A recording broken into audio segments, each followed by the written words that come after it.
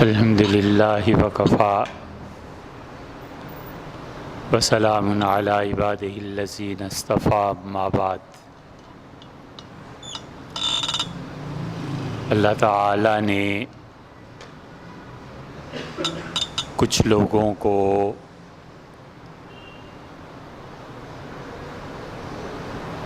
یہ انعام اور اس نعمت سے بخشا ہوتا ہے کہ ان کے لیے عالم غیب عالم شہادت بن جاتا ہے۔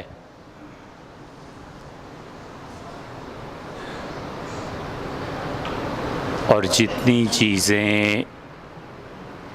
غیب میں انسان کو ایمان لانے کو کہا گیا ہے وہ تمام کی تمام عالم غیب سے نکل کے عالم شہادت میں آ جاتی ہیں، اور اس معاملے میں انبیاء علیہ السلام کے بعد جتنے بھی امتی تھے ان سب کے امام سیدنا ابوبکر رضی اللہ عنہ تھے۔ اور حضرت ابوبکر رضی اللہ عنہ میں یہ وصف لازم کے طور پہ پایا جاتا تھا کہ عالم غیب ان کے لیے عالم حضور تھا۔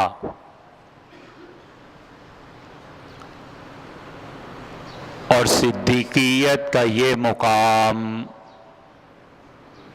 سیدنا ابوبکر رضی اللہ عنہ کو جو ملا ہے تو انبیاء علیہ السلام کے بعد تمام امتوں میں اور قیامت تک کے افراد میں سب سے بڑا فرد یہ ہستی تھی۔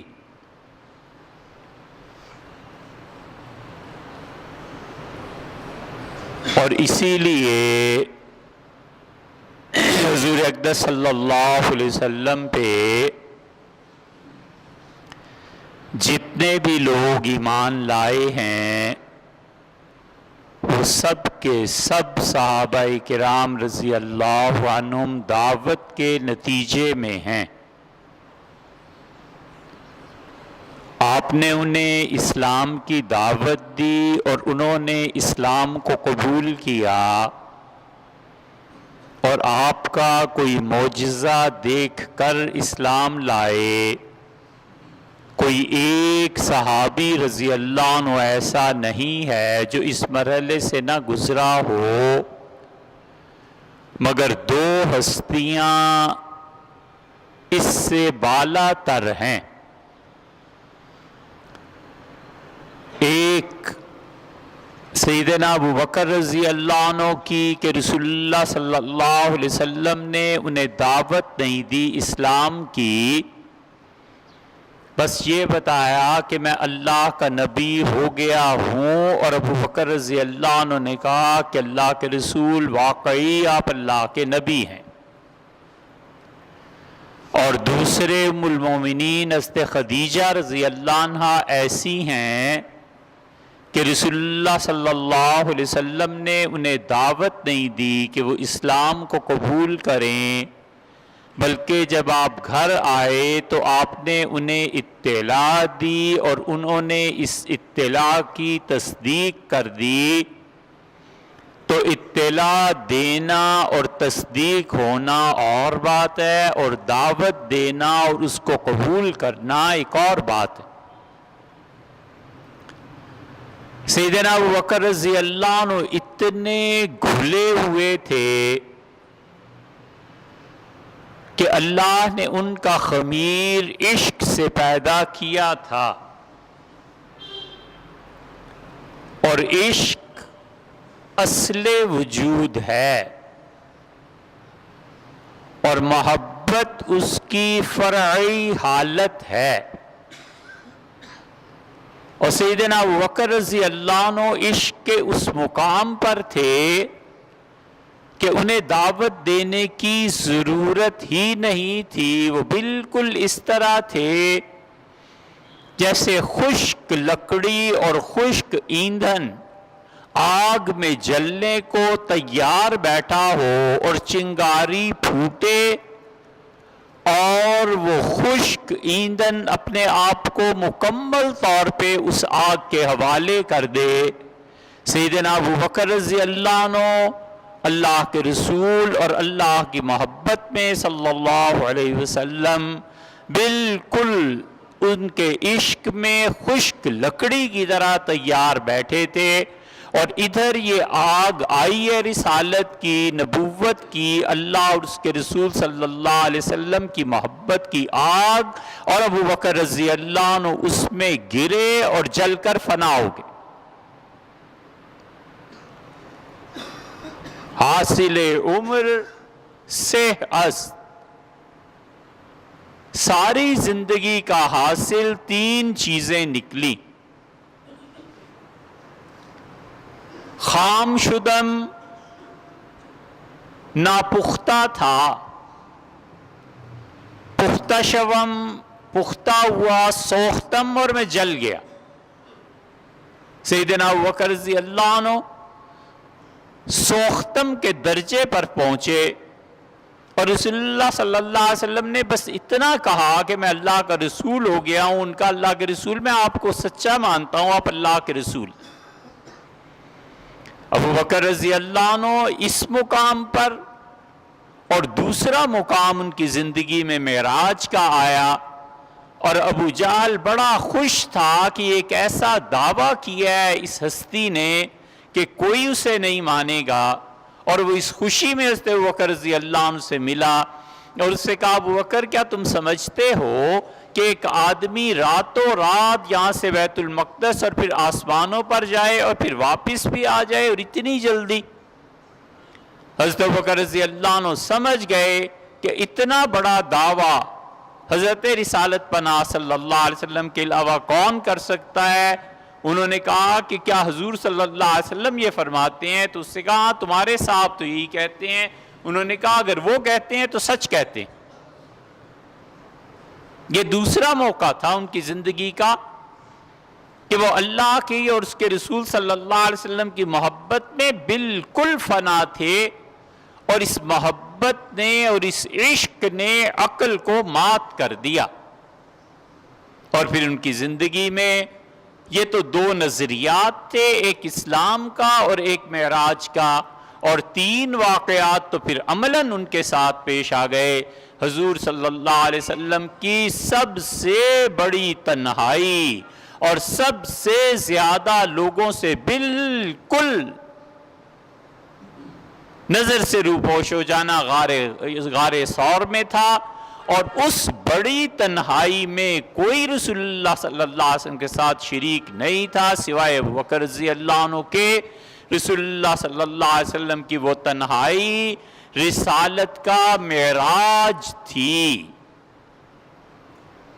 اور بدر میں رسول اللہ صلی اللہ علیہ وسلم سب کو منع کر دیا، اور بدر کے میدان میں رات کو دعا مانگ رہے تھے، سب کو روک دیا گیا تھا.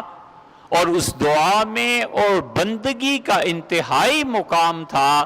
جس پہ رسول اللہ صلی اللہ علیہ وسلم سجدے میں پڑے ہوئے تھے، اور اس تنہائی میں اگر کوئی شریک ہوا تھا جا کے تو ابو بکر رضی اللہ عنہ تھے، اور انہوں نے رسول اللہ صلی اللہ علیہ وسلم کے شانے پکڑے اور سجدے سے اٹھا لیا اور کہا سینجز لک ما وعدتک، جو وعدہ آپ سے کیا گیا ہے وہ یقیناً پورا ہوگا. اور تیسرا دن وہ تھا جب رسول اللہ صلی اللہ علیہ وسلم کی ساری محنت یہ چاہتی تھی کہ ان پھولوں کو باندھ کے ایک گلدستہ بنا دیا جائے، اور شیرازہ سارے کا سارا بکھرنے کو تیار بیٹھا تھا. اور سقیفہ بنو سعادہ میں سیدنا ابو بکر رضی اللہ عنہ نے بیعت کر لی اور لوگوں کو اس قابل سمجھا کہ وہ خلافت کے لیے ان کے معاون ثابت ہوں. یہ تینوں مقامات عملاً تھے اور 2 مقامات نظریاتی سیاسی طور پر تھے، ابو بکر رضی اللہ عنہ اس درجے میں رسول اللہ صلی اللہ علیہ وسلم کے عشق میں گم اور فنا تھے.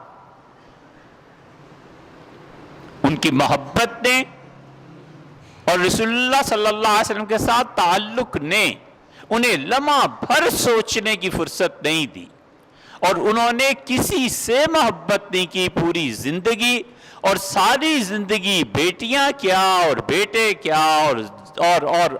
بیویاں کیا اور زر و مال کیا، کوئی چیز ایسی نہیں تھی جو حضرت بکر رضی اللہ عنہ کی توجہ کو اپنی طرف منعطف کرا سکتی سوائے رسول اللہ صلی اللہ علیہ وسلم کے، کہ انہوں نے اپنی تمام تر محبتیں رسول اللہ صلی اللہ علیہ وسلم پہ قربان کر دی تھیں. ساری زندگی ابو بکر نہ کسی چیز کے خود مالک بنے اور نہ کوئی ابو بکر رضی اللہ عنہ کا مالک بنا. ابو بکر رضی اللہ عنہ نے کسی کے لیے اپنی ساری ملکیت لٹا دی تو وہ محمد رسول اللہ صلی اللہ علیہ وسلم تھے، اور ابو بکر رضی اللہ عنہ کو کسی نے اس کے کہے بغیر خرید لیا تو وہ رسول اللہ صلی اللہ علیہ وسلم تھے. ابو بکر رضی اللہ عنہ کے متعلق رسول اللہ صلی اللہ علیہ وسلم نے اسی لیے کہا کہ دنیا میں کوئی کسی کا دوست نہیں ہوتے، مگر میں کسی کو دوست بناتا تو ابو بکر کو بناتا. عشق اور محبت کے سند کے لیے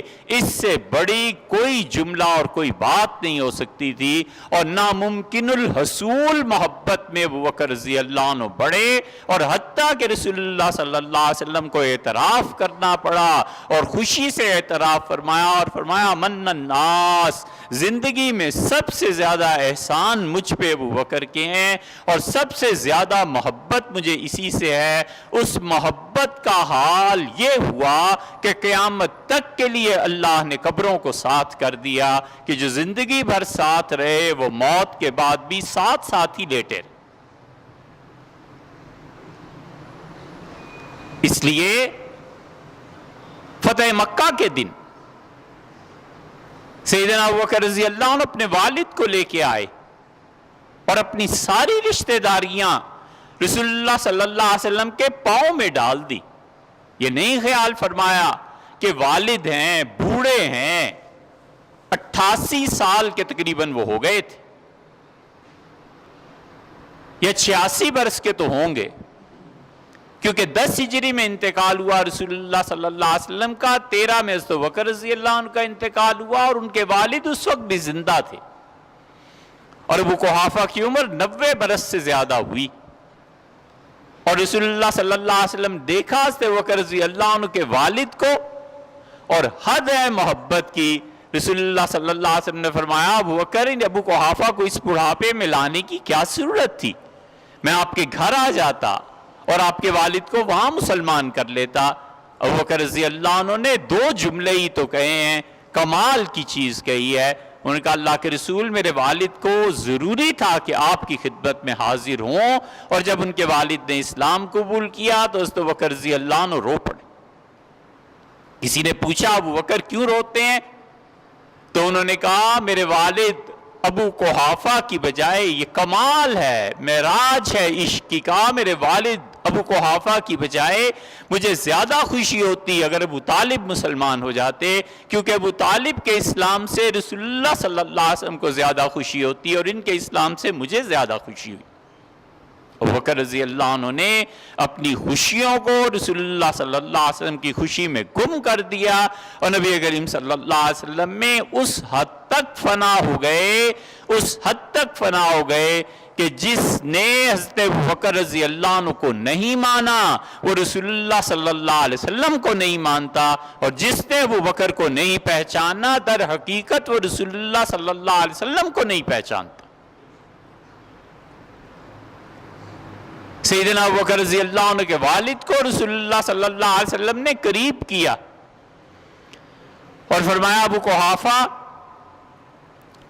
داڑھی بالکل سفید ہو گئی، سر کے بال بھی بالکل سفید ہو گئے، لو غیر تھا، اگر آپ کسی رنگ کا استعمال کر لیتے تو اچھا تھا. انہوں نے کہا ایسے ہی ہوگا، اور گئے اور اپنی داڑھی مہندی سے رنگ لی رسول اللہ صلی اللہ علیہ وسلم کے کہنے پہ. اور ابو بکر رضی اللہ عنہ فتح مکہ کے دن رسول اللہ صلی اللہ علیہ وسلم کے ساتھ رہے، ایک ایک چیز دیکھتے رہے، ایک ایک درے کی نگرانی کرتے رہے اور دیکھتے رہے کہ کہیں ایسے نہ ہو کہ کوئی ظالم آدمی رسول اللہ صلی اللہ علیہ وسلم کو نقصان پہنچا سکے۔ نبی کریم صلی اللہ علیہ وسلم نے مکہ فتح ہو گیا، بیت اللہ میں داخل ہوئے اور جا کر آپ نے نماز ادا کی اور پھر باہر تشریف لائے اور پھر رسول اللہ صلی اللہ علیہ وسلم نے وہ خطبہ دیا جو اس دن کے لیے مشہور ہے، اور آپ نے کہا کہ لوگوں تمہارا کیا خیال ہے؟ اس دن سارے مکہ کے مرد رسول اللہ صلی اللہ علیہ وسلم کے غلام تھے اور سارے مکہ کی عورتیں نبی کریم صلی اللہ علیہ وسلم کی باندیاں تھیں۔ ایسا موقع کبھی نہیں آیا مکہ مکرمہ پہ، اگر پھر تاریخ میں آتا ہے تو ایسا موقع ایک آ گیا تھا کوفہ پہ، اور کوفہ میں اس دن امام ابو حنیفہ رحمۃ اللہ علیہ اس مقام پہ تھے کہ کوفہ کے سارے لوگ ان کے غلام تھے اور کوفہ کی ساری عورتیں ان کی باندیاں تھیں۔ رسول اللہ صلی اللہ علیہ وسلم کے بعد یہ مقام امام ابو حنیفہ رحمۃ اللہ علیہ کی تاریخ میں ایک مرتبہ آتا ہے، مگر رسول اللہ صلی اللہ علیہ وسلم فرمایا تمہارا کیا خیال ہے، میں تمہارے ساتھ کیا کرنے والا ہوں؟ انہوں نے جو کل تک گالیاں دیتے تھے انہوں نے کہا بڑی عزت والے ہیں، آپ کے والد بھی بڑے محترم تھے، اور رسول اللہ صلی اللہ علیہ وسلم میں وہی کہوں گا جو یوسف علیہ السلام نے اپنے بھائیوں سے کہا تھا، لا تثریب علیکم اليوم، آج کے دن ہم نے کسی سے کوئی بدلہ نہیں لینا، جاؤ فانتم الطلقاء، تم سب کے سب طلقاء ہو، آزاد ہو۔ غلام تھے اور انہیں آزاد کیا۔ اسی لیے جن صحابہ کرام رضی اللہ عنہ کے متعلق آتا ہے کہ یہ مہاجر تھے،